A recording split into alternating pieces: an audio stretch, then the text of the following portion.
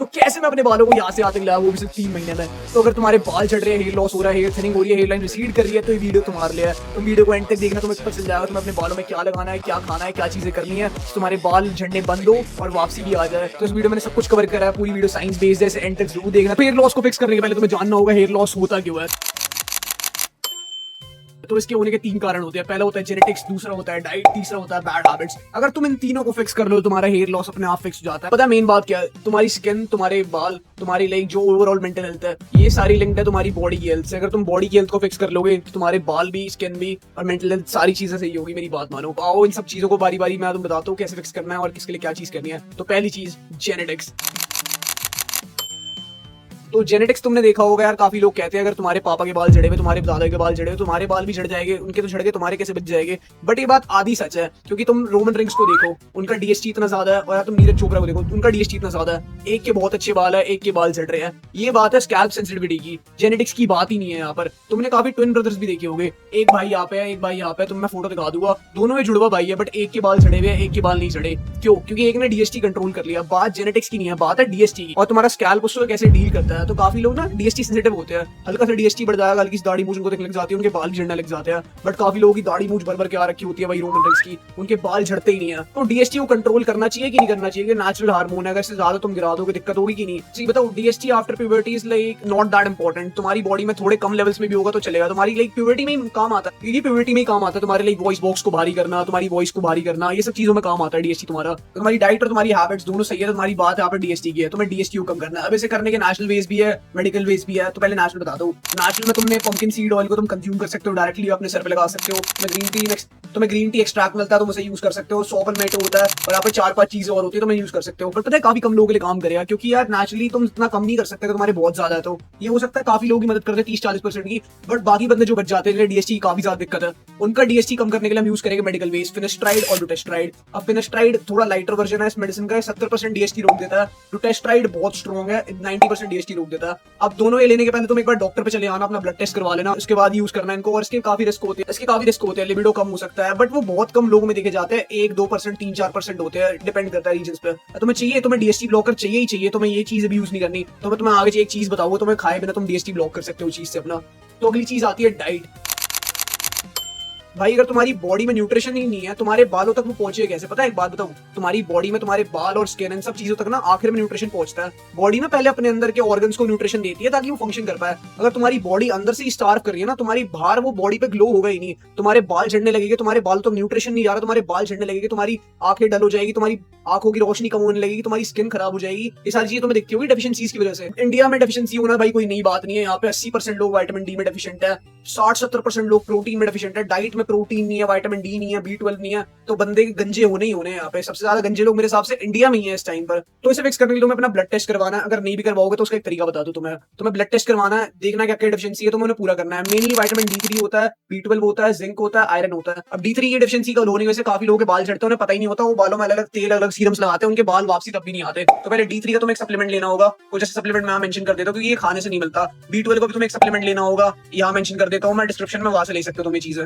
उसके बाद तुम्हें लेना होगा एक जिंक का सप्लीमेंट, जिंक और तुम्हें आयरन का सप्लीमेंट हो सकता है लेना पड़ जाए, बट इनके ना टेस्ट करवा लेना एक बार। अगर तुम्हारी बॉडी में आयरन नहीं होगा तो लाइक तुम्हारे बालों तक न्यूट्रिशन पहुंच नहीं पाता। जिंक तुम्हारी हेयर ग्रोथ के लिए बहुत जरूरी होता है, ऐसी सेम बायोटिन B6। मैं सही बताऊं, काफी लोग बायोटिन सप्लीमेंट्स लेते हैं ऑलरेडी, बट बायोटिन की दिक्कत ही नहीं होती कि काफी लोग जो अंडे कंज्यूम करते हो ना, बायोटिन की डेफिशिएंसी हो ही नहीं सकती, एग में इनफ बायोटिन होता है। अगर तुम कंज्यूम नहीं करते तो हमें B12 बायोटिन का सप्लीमेंट भी लेना पड़ेगा। बट हाँ, ये सब लेने के पहले एक बार ब्लड टेस्ट करवा लेना, अगर करवाना है तो। नहीं तो तुम वैसे स्मॉल डोज में ले सकते हो, तुम्हें अगर फायदा दिखता है तो जरूर हो जाएगा। अब मैं एक चार्ट लगा रहा हूँ स्क्रीन पे, अगर तुम्हें लगता है कि तुम्हारे अंदर इसमें से किसी भी चीज की डेफिशिएंसी है तो पहले इस चीज को फिक्स करो। उसके बाद तुम्हारे बाल देखना अपने आप वापसी आने लगे, कोई सीरम, कोई तुम्हें मसाज, कोई चीज नहीं करनी, अपने आप ठीक होने लगेगा तुम्हारी डेफिशिएंसी की प्रॉब्लम थी, ठीक है। और सबसे लास्ट में भाई बैड हैबिट्स। अगर तुम्हारे लास्ट की दोनों चीजें सही है और तब भी तुम्हारे बाल झड़ रहे हैं तो भाई तुम्हारे रूटीन में दिक्कत है। तुम या तो तुम डेली शैम्पू कर रहे हो, तुम उल्टे सीधे ऑयल्स लगा रहे हो, आलतू फालतू सीरम लगा रहे हो, अपने बालों में तुम प्रोडक्ट बिल्डअप छोड़ देते हो, तुम्हारे बाल झड़ने लगते हैं, तुम ध्यान नहीं देते, तुम गीले बालों में कंघी मार लेते हो। ऐसी बहुत सारी दिक्कतें होती है तुम कर रहे होते हो डेली हैबिट्स, बहुत सारी दिक्कतें होती है तुम कर रहे होते हो डेली बेसिस पे। उनमें से मैं कुछ चीजें तुम बताता हूँ, अगर तुम ये सब कर रहे हो तो इन्हें फिक्स करो, और कैसे फिक्स करना है बताता हूँ। डेली शैम्पू करना अवॉइड करो, एक अच्छा सा शैम्पू ले लो। मैं तो खुद कीटोकोनाजोल यूज करता हूँ, मैं डिस्क्रिप्शन मेंशन कर रहा हूँ सारी चीजों में यूज करता हूँ, ठीक है, वहाँ चेकआउट कर सकते हो तुम्हें लेना है तो। मैं कीटोकोनाजोल यूज करता हूँ, सैलिसिलिक एसिड भी यूज कर सकते हो। ये बहुत सारी चीजें होती है, ये अच्छे इंग्रेडिएंट्स होते हैं एक्चुअली जो जनरली काम करते हैं।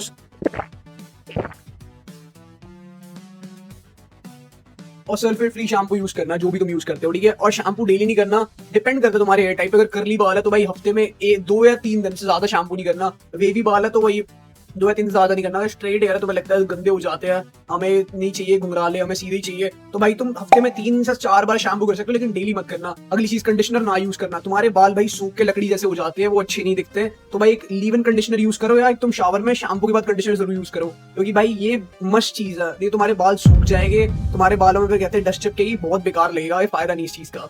उसके बाद अगली चीज आती है बालों को बांध के रखना बहुत टाइटली। मैंने देखा काफी लोग जो बाल उगा रहे होते हैं अपने दिन भर बांध के रखते हैं, चोटी बना के रखते हैं, वो फायदा नहीं है यार, तुम्हारे बाल पीछे किससे चले जाएंगे उस चीज से। ये करना बंद कर दो।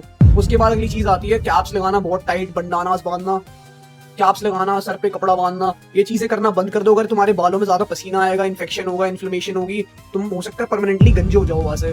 उसके बाद बैड हैबिट आती है डेली ऑयलिंग करना। मैं मानता हूँ अगर तुम्हारा स्कैल्प ड्राई है, कभी कभार उसे ऑयल कर दिया करो, कोई सीरम लगा दिया करो, क्योंकि तुम डेली ऑयल लगा रहे हो, डेली कोई ना कोई सीरम लगा रहे हो, तो भाई तुम्हारे बालों में दिक्कत नहीं, तुम्हारे दिमाग में दिक्कत है। क्योंकि डेली ऑयलिंग करोगे ना, तुम्हारी स्किन जो ऑलरेडी ऑयल प्रोड्यूस करती है, सीबम कहते हैं इसे, वो ज्यादा प्रोड्यूस होगा, तुम्हारे लिए बालों के फॉलिकल्स क्लॉग हो जाएंगे, उन तक पानी पहुंचेगा नहीं, उन तक फिर तुम साफ कर नहीं पाओगे, वो झड़ने लगेगी, और तुम्हारे लिए सर पे भी खुजली मचने लगेगी। ये चीजें मैंने होते हुए देखी है काफी लोगों के साथ। तुम्हें ये गलतियां नहीं करनी। तो तक तुमने हेयर लॉस क्यों होता है ये जान लिया, तो भाई अब से फिक्स करने का तरीका बता दूं मैं। तो तुम्हें डाइट फिक्स कर ली, तुमने हैबिट्स सही कर ली, अब तुम डीएसटी करोगे क्या, अगर तुम्हें सही से रोकना है तो इसको। और तुम्हारे बाल जो झड़ गए थे, चलो तुमने हेयर लॉस तो रोक लिया, अब तुम्हें वापसी बाल भी तो लाने हैं, उसके लिए क्या करोगे।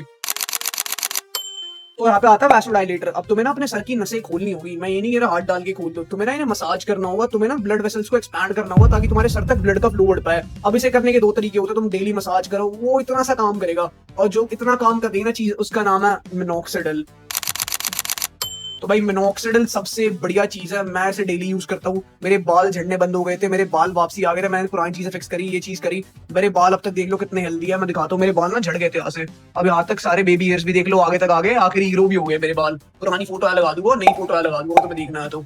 और मेरे बाल यहाँ से भी झड़ रहे थे, मेरे बाल यहाँ भी वापसी आ गई, मैं यहाँ मिनॉक्सिडिल लगाता हूँ, यहाँ भी लगाता हूँ। तो तुम्हें मिनॉक्सिडिल का यूज करना है। अब मिनॉक्सिडिल यूज करने के 2 तरीके होते हैं, पहला होता है टॉपिकल, दूसरा होता है ओरल। तुम इनमें से कोई भी यूज कर सकते हो।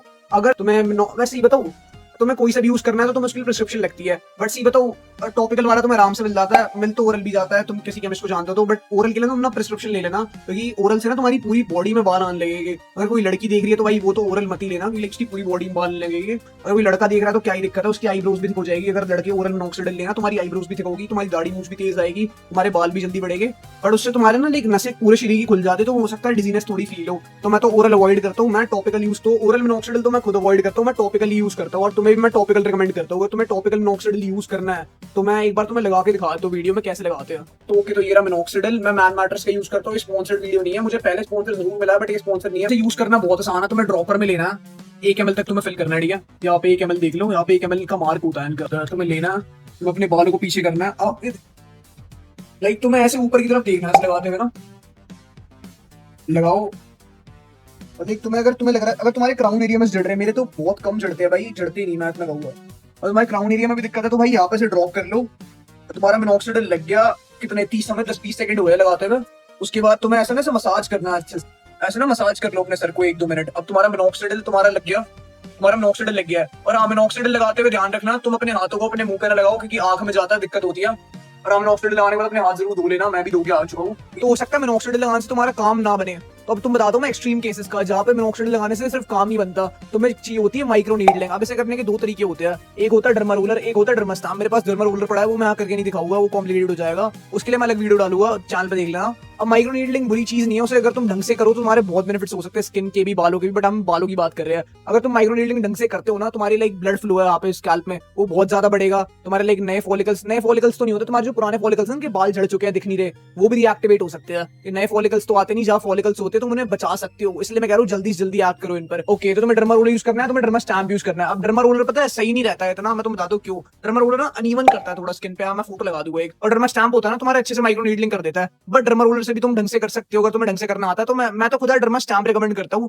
और इसे तुम डेली नहीं, और इसे तुम डेली मत करना, डेली करोगे तुम्हारी स्किन अच्छी होनी चाहिए, खराब हो जाएगी। तुम्हें इसे करना है, डिपेंड करता है तुम्हारी सिचुएशन पे, तुम कौन से कितने माइक्रो, तुम कितने मिलीमीटर का यूज कर रहे हो। तो मैं एक स्क्रीन पे चार्ट डाल दूंगा। ओके, वैसे तुम्हारे इस वीडियो से काम हो जाना चाहिए। अगर तुम्हें तब भी एक प्रॉपर गाइड चाहिए, इसमें एक प्रॉपर रूटीन भी दिया है साथ में, तो भाई मैंने डिस्क्रिप्शन में अपनी गाइड पिन कर रखी है, ये पेड है, तुम ले सकते हो। तो इस वीडियो में बहुत ज्यादा ऑनेस्ट था, तो मैं तुम्हें एक लास्ट में सच्चाई बताता हूँ। अगर तुम्हारा ये हाल हो चुका है, तुम्हारी नॉर्वुड 6 आ गई है, 7 आ गई है, ये वीडियो भी तुम्हें नहीं बचा सकती। तुम्हें एक अच्छे लाइक कंसल्टेंट से बात करके, अच्छे तुम्हें डर्मेटोलॉजिस्ट से बात करके हेयर ट्रांसप्लांट करवाना होगा, क्योंकि बहुत लेट हो चुका है। लेकिन अगर तुम लोग इन स्टेजेस पर हो ना, तुम्हारे लिए ये वीडियो भाई वरदान है। लेकिन अगर तुम इन स्टेज पर हो ना, तो भाई ये वीडियो को सेव कर लो, शेयर कर लो जिसे जरूरत है उसके साथ, क्योंकि ये वीडियो तुम्हारा भाई बहुत ज्यादा हेल्पफुल होने वाली है। तुमने इस वीडियो को एंड तक देखा है, तुम्हारी पूरी हेल्प हुई होगी इस वीडियो से। पता है तुम्हारे बाल कब वापसी आएगी, तुम एक्शन लोगे, तुम सप्लीमेंट्स खाओगे। अगर तुम्हारी डेफिशिएंसी तुम खाने से पूरी नहीं कर पा रहे तभी सप्लीमेंट लो, नहीं तो खाने से कर लो अगर कर सकते हो तो। आई डोंट थिंक सो तुम विटामिन डी की, B12 की, जिंक की तुम खाने से कर सकते हो। तो डिस्क्रिप्शन में सप्लीमेंट्स के लिंक दे रखे जो मैं खुद कंज्यूम करता हूँ, यहाँ से लोगे तो मैं शायद सस्ते में मिल जाए, एफिलिएट का कुछ होता होगा, चेक कर लेना एक बार। और जो शैम्पू मैं यूज करता हूँ, जो मैं सीरम मैं खुद यूज करता हूँ, सीरम तो मैं यार 1-2 यूज करता हूँ, सही बताऊँ तो गर्ली बालों के लिए तुम्हें चाहिए तो वो देख लेना। और मिनॉक्सिडिल सबसे मेन चीज, और सबके लिंक मैंने डिस्क्रिप्शन में लगा रखे हैं, यहाँ से लो, अपने डर्मा स्टैम्प मंगाओ। और आज ही चालू होगा, तुम्हें 3 महीने में 6 महीने में बाल वापसी चाहिए, नहीं तो तुम और गंजे होते चले आओगे। यही होता है मेल पैटर्न मॉडल्स में, इसका यही तरीका है। मिनॉक्सिडिल, इसका यही तरीका है, मिनॉक्सिडिल, DHT ब्लॉकर, न्यूट्रिशन, यही 3-4 चीजें फिक्स करती है। ठीक है, मैंने वीडियो को एंड तक देखा, तुम्हारी बहुत मदद हुई है मुझे पता है, तो मुझे कमेंट में थैंक यू बोलो। इस चैनल को सब्सक्राइब करो, वीडियो को शेयर करो, मुझे सजेस्ट करो आइडियाज, अगर तुम्हारी मदद होती है उस चीज से मैं पक्का बनाऊंगा। ठीक है, चलो मिलते हैं अगली वीडियो में, बाय।